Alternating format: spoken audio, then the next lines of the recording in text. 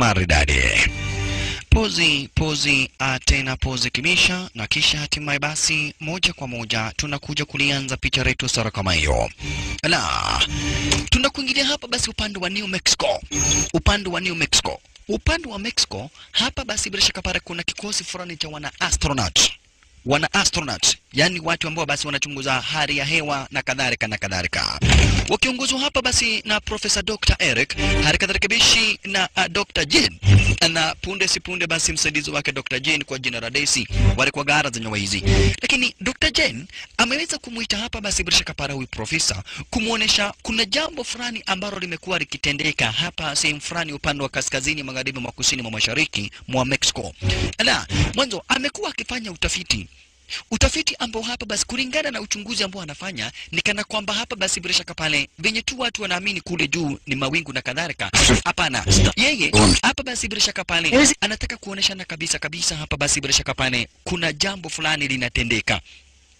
Unaona, yani kule juu apart from mawingu, apart from basi planet, lazima kuna watu wengine wanakaa kule upande wa juu. Hicho ni kitu ambacho basi bila shaka pale amekuwa akijaribu kuchunguza.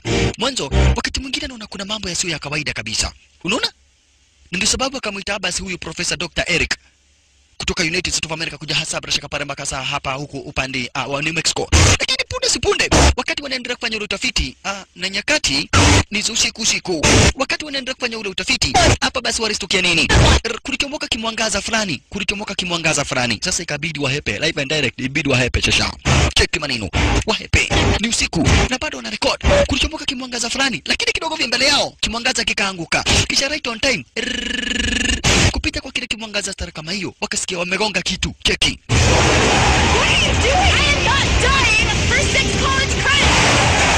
Chunga sana Dr. Jenny.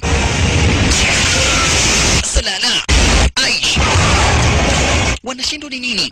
Ni kitu ambacho amekuwa akifanya uchunguzi. Wakagonga kitu ambacho kinapolea kama ni mtu.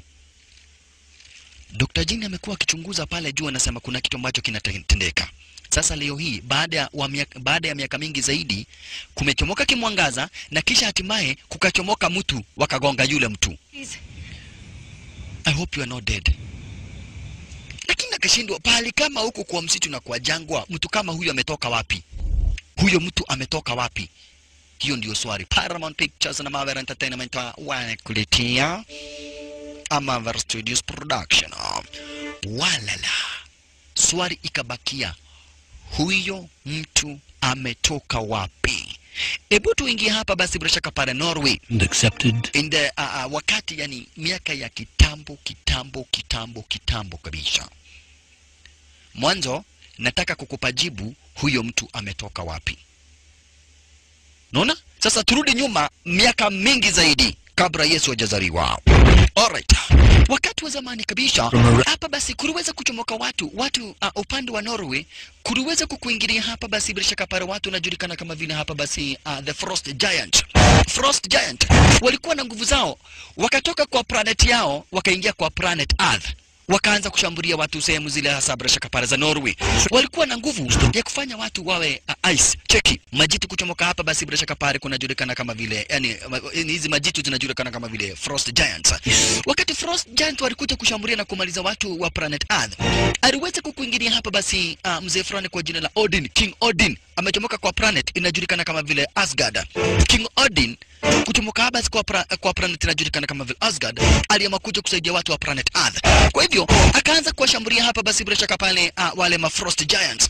Yeye na kikosi chake King Odin kuchomoka hapa basi bila shaka pale kwa planet ya Asgard, akaanza kushambulia hapa basi bila shaka pale Frost Giants ambao wamechomoka hasa bila shaka pale upande wa planet inajulikana kama vile Jotunham. Unaona? Ulelo yeye. Wow. King Odin akawashambulia sana, ikawa ni pigano kubwa zaidi pale planet Earth. Majitu kwa jina la Frost Giants wakashambuliwa sana hapa basi bila shaka pale na mtu anajulikana kama vile King Odin. King Odin amechomoka hapa basi kwa planet inajulikana kama vile Asgard. Unaona? Wakawashambulia stare kama hiyo mpaka kiongozi wa kikosi cha Frost Giants akawezwa. Mwenyewe ndio huyu basi ameonyeshwa nini? Akawezwa stare kama hiyo. Na kisha hatimaye King Odin akaiba magic basket, yani bidhaa fulani ambayo ilikuwa inapatia wale ma Frost Giants nguvu. akaiba basi, ilikuwa na nguvu za kutengeneza masilaha aina tofauti tofauti, akaiba na kisha akarudi hapa basi kwake kule kwa planet inajulikana kama vile Osgard. Unaona, King Odin akarudi hapa basi bila shaka pale kule saa kwa Osgard. Hata hivyo waliweza kukaa miaka mingi zaidi, na kwa ile miaka mingi zaidi hapa basi Frost Giants wa kuchomoka upande sa bila shaka pale wa Jotunheim wakameka deal wakae kwa amani, wakamake deal wakae na amani, lakini planet Earth ikawachwa. Frost Giants wale majitu wa kuchomoka basi kwa planet ya Jotunheim wakarudi kwao baada ya kupepetwa na King Odin na kikosi chake kuchomoka basi kwa planet ya Osgard, na basi kukaa na amani. Planet Earth kaendelea na maisha yao, planet Osgard kaendelea na maisha yao, na kisha hatimaye hapa basi bila shaka planet Jotunheim ya hawa majitu kakaa na amani. Lakini majitu walinyang'anywa hii magic gasket. Hii magic gasket iko na uwezo wa kutengeneza silaha aina yoyote, na ilikuwaga ya wale ma Frost Giants. Unaona, wakanyang'anywa. Sasa ndiye huyu hapa basi mudhe kwa jina huyu, sasa ndiye King Odin. Huyu ndiye King Odin.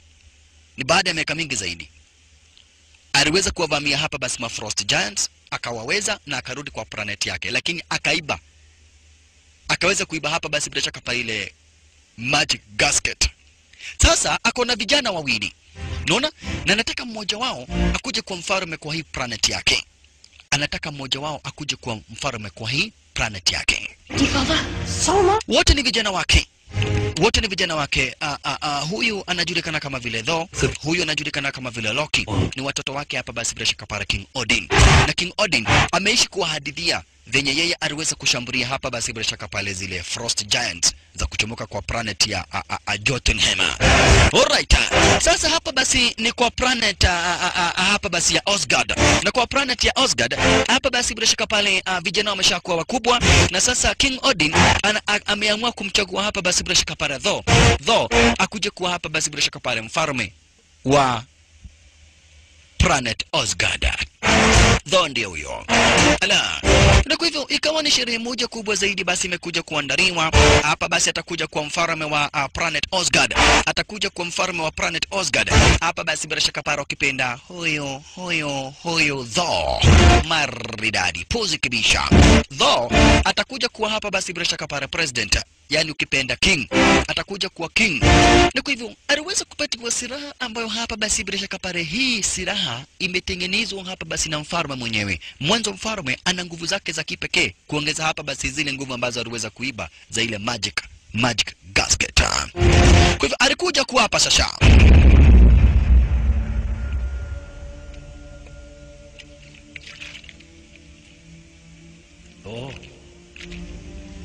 Thor, my heir, mtoto wangu, my firstborn, na kijana wangu basi wa kwanza, so long entrusted with the mighty hammer Mjolnir, forged in the heart of a dying star. Akamwambia hii silaha imetengenezwa na nguvu za spirit ya babu yangu, spirit ya babu ya babu ya babu yangu, na spirit ya babu ya babu ya babu yangu. Kwa hivyo nakupa nguvu za kipekee kabisa. Hiyo hama, hiyo silaha is a spiritual weapon. Na hii spiritual weapon ninakupatia mwanzo, nataka ukuje kuwa mfalme wa Osgard. Ni silaha ambayo ukuwa nayo utaweza kukonka planet zozote zile hapa ulimwenguni. Alright. Kumbe wakati ambapo kijana wetu anakuja kuapa, wakati Thor anaapa, kuliweza kukuingilia majangili. Kuliweza kukuingilia basi majangili, yani wale ma Frost Giants kuchomoka kwa planet ya Jotunheim walikuingilia. Ndio hao kwenye territory hapa basi bila shaka pale za huyo mfalme King Odin. Na ni wakati King Odin anataka kumwapisha hapa basi bila shaka pale Thor akuje kuwa mfalme wa high planet hapa basi bila shaka pale ya Osgard. Ambition and to pledge yourself only to the good of the realm. I swear! And on this day, I, Odin All-Father, proclaim you, I, Odin, your father, I proclaim you the, kabla hajamuita hapa basi the king of Asgard, akajua kumevamiwa. Wanataka ile magic gasket. Unaona? Walikuingilia sasa. Cheki. Frost Giants of Jotunheim. Frost Giants of Jotunheim. Jotunheim sasa ni planet. Wanataka kuichukua. Lakini hapa kuna kuwaga na mercenary kwa jina la The Destroyer. The Destroyer ndi anaiwekeaga ulinzi. Destroyer kachomolewa. Huyu sasa ni wazimu. Destroyer kuchomoka. Alikuwa pepeta. Yeye anatemaga mate ni moto. Kunyamba ananyamba moto. Kupumua ni moto.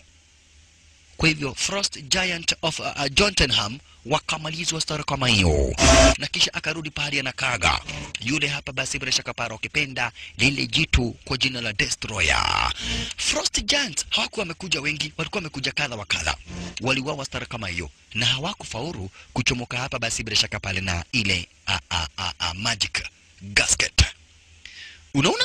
Magic gasket iliwachwa hapa. Mwanzo magic gasket inawekeagwa ulinzi na jitu linajulikana kama vile Destroyer. Na sasa Destroyer ni umeme. Destroyer anakuaga umeme. I want to know why. Sasa Thor alijam. Lakini kuna kitu moja hakikutendeka. Thor hakuapishwa kuwa king. Ilikuwa ni siku yake ya kuapishwa akuja kuwa mfalme. Lakini kabla hajaapishwa kabisa hapa basi bila shaka pale kwa mfalme. Hapa basi hawawezi wakaingia. Kwa hivyo bado Thor hajakuwa mfalme. Kwa hivyo hapa basi Thor alianza kuambia babake, kwa nini watu wakuje kuwajetea territory zetu wavamie? Tunafaa tuende huko tuwashambulie. Wamekuja kwa planet yetu ya Asgard. Sasa na sisi tunafaa tuende basi upande wa planet yao ya Jotunheim tuwavamie. Lakini aliambiwa sikiza, bado hujakuwa king. Not yet. Kwa hivyo hufai kusema venye ambavyo tunafaa kufanya. Hufai. You are not yet king. Bado. Ulikuwa karibu kuapa lakini uko hapa. Sasa Thor alijam. Ululu yaye. Mwanzo hii ilikuwa siku yake ya kuwa mfalme. Lakini alibakisha hata sio kidogo, hata sio kido, alibakisha Juu unajua kuna kubakisha kidogo, kuna kubakisha kido, kuna kubakisha Sasa yeye alibakisha kuwa mfalme, lakini hakutoboa. Sasa brother yake alikuja kwa jina la Rocky. Kamwambia nani huyu anaweza haribu hapa basi deal yangu hivyo. Brother yake kamwambia yenyewe hawa watu ni kucheza na wewe. Waliweza kukuingilia hapa basi bila shaka pale pia hawa ma warriors watatu. Manze kwa jina la Sif, halikadhalika Bishi na wengine kama vile Voltage, Fandol na Hogan. Hawa basi they are the three warriors plus Manze kwa jina la Sifa. Wale kuingilia. Sasa naye Rocky alimwambia sikiza brother, hawa watu wamecheza na wewe. Siwakute. Bas, wewe wajira. Wewe sasa ni umeniambia. Kamwambia ndio lakini lazima uambie daddy. Kamwambia yenyewe hapa basi king hawezi kukubali. Na mtazamaji nataka ushike vizuri zaidi. Loki ndiye amemwambia Thor aende awakute hawa hapa basi bila shaka pale ma Frost Giants kwa planet yao ya Jotunheim. Juu wamecheza na yeye na wameharibu siku yake. Loki ndiye amemwambia. Kwa hivyo naye Thor juu ako na machungu. Ya kwanza ako na machungu, hawa Frost Giants wameingia kwa planet yao. Machungu ya pili, hawa Frost Giants wameharibu siku yao. Naona wameharibu siku yake ya kuwa mfalme. Twendeni upande wa Jotunheim. Sasa kutoka kwa planet moja hadi kwa planet nyingine kuna bidhaa fulani unatumiaga inajulikana kama vile wormhole ama ukipenda Bifrost. Unaona? Bifrost Bridge ndicho kitu ambacho kinatumiwa kutomoka kwa planet moja hadi kwenda kwa ile planet nyingine. Alright. Kwa hivyo walikuja hapa basi bila shaka pale hadi kwa Bifrost Bridge. Check maneno. Bifrost Bridge ni kifaa ama chombo fulani ambacho basi huaga inatumiwa hapa basi bila shaka pale kwenda kusafiri kutomoka kwa planet nyingine hadi kwa ile nyingine. Ile wao hii planet yao inajulikana kama vile Odin. Nao hapa basi ma Frost Giants wanapanda kwa planet inajulikana kama vile hapa bila shaka pale Jotunheim. Sasa walikuja wakapata huyu mniga kwa jina la Heimdall. Heimdall ndiye mlinzi. Unaona? Kwa hivyo Rocky alikuja kumwambia manze tunataka kusafiri. Lakini jamaa alikuja kumwambia sio ruhusa naomba. Usiambie mtu yoyote. Lakini akamwambia hata mimi nataka kujua hawa watu walipitia wapi. Juu hii mimi najua hii tu ndio njia ya kuingia huku. Sasa nashindwa sana. Hawa hapa basi ma Frost Giants walipita wapi? Huyo mlinzi anashindwa sana. Ma Frost Giants walipita wapi? kuingia huku basi upande wa Osgard. Mwanzo yeye ndiye mlinzi na hakuona mtu yoyote akipita. Unaona? Kwa hivyo pia yeye angependa wakutwe. Angependa sana basi bila shaka para waende wavamiwe ili waseme kwanza basi bila shaka para walipita wapi. Lakini hata hivyo elewa wanaenda bila idhini ya mfalme King Odin. Na wakasema King Odin asiambiwe. Alright. Sasa hivi ndivyo hapa basi bila shaka para ile Bifrost Bridge inakusafirisha. Hivi ndivyo Bifrost Bridge inakusafirisha. Kuchomoka hapa basi bila shaka para kuchomoka kwa hii planet hadi kwa ile planet nyingine. Bifrost Bridge. Hivi ndivyo ambavyo basi bila shaka para ukipenda inakusafirisha sasa. Bifrost Bridge. Hivi ndivyo inakusafirisha. Cheki. Hivi ndivyo ambavyo basi bila shaka para inakusafirisha. Unaona? Inazunguka stara kama hiyo. Na hii Bifrost Bridge ni hatari, mwanzo pia ni silaha. Na iko kwenye hizi territory zake hapa basi King Odin, yani kwa planet ya Osgard. Alright. Cheki design sasa mnasafiri, tazama. Wakasafirishwa. Why? Na wakaambiwa hii Bifrost Bridge inataka kukaa ikuwe imefungwa, mwanzo pia ni silaha. Mbali na kusafirisha watu, inakuwa silaha. Cheki. Sasa wanasafirishwa kutoka kwa planet moja hadi ile planet nyingine. Wakachomoka kwa Osgard hadi kwa Jotunheim. Washalala. Walifika. Wamefika sasa kwa planet ya wana Frost Giant. Yani hapa basi wale watu wanakaa huko kama venye watu wenye wanakaa kwa planet Earth wanaitwa binadamu. Sasa nao watu wenye wanakaa kwa hii planet ya Jotunheim wanajulikana kama vile Frost Giant. Unaona? Sasa wamefika kwa wana Frost Giant. Kwa wana Frost Giant planet yao ndio inajulikana kama vile Jotunheim. Alright. Wamefika sasa upande wa Jotunheim. Wanataka revenge. Mwanzo hawa wana Frost Giants walikuingia kwenye territory, waliingia hapa basi bila shaka pale kwenye planet ya Osgard na wakajaribu kuiba Magic Gasket. Yenye walinyang'anywa miaka mingi sana yenye imepita. Walinyang'anywa miaka mingi sana yenye ilipita baada ya kushambuliwa. Alright. Sawa sawa.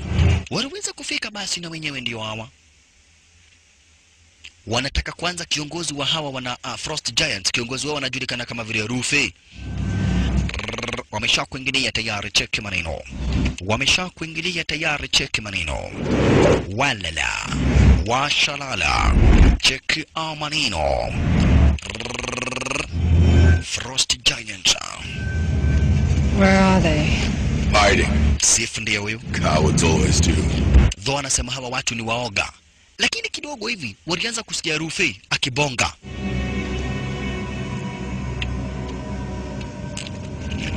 You've come a long way to die, Asgardians. Mumekuja hapa basi kukufa wana Asgardians. Yani Asgardians ni wana Asgard. Wanaitwa Asgardians. Nimekuambia kama venye planet Earth watu wanaitagwa binadamu. Sasa na watu wa Asgard wanaitagwa hapa basi Asgardians. The House of Odin, Wakaambua full of traitors. the House of Odin is full of traitors. Wakashika hiyo. Wakaambua kwenyu kumejaa wasaliti. Huko anaulizwa mliingia kwetu namna gani? Wakaambua kwenyu kumejaa wasaliti. Na wakaambua nataka mjue hapa basi bila shaka pale King Odin ni mwizi. Ameiba vitu mingi sana zangu. Sasa wakashindwa King Odin. Nelo sasa King Odin ndiye babake though. Kaambua King Odin ameiba vitu mingi sana zangu. Lakini all the same heri muende mwanzo mtakufa. Cheki. Mikono inatengeneza silaha. Silaha ambayo hapa basi bila shaka para ni silaha ina ya barafu. Loki akamwambia jamaa wetu manze tuhepe. Flesh, brother. Tuja kuja hapa kuhepa, brother. Will unleash. Run. Hepeni wakati mko na nafasi ya kuhepa. Now, while I still allow it.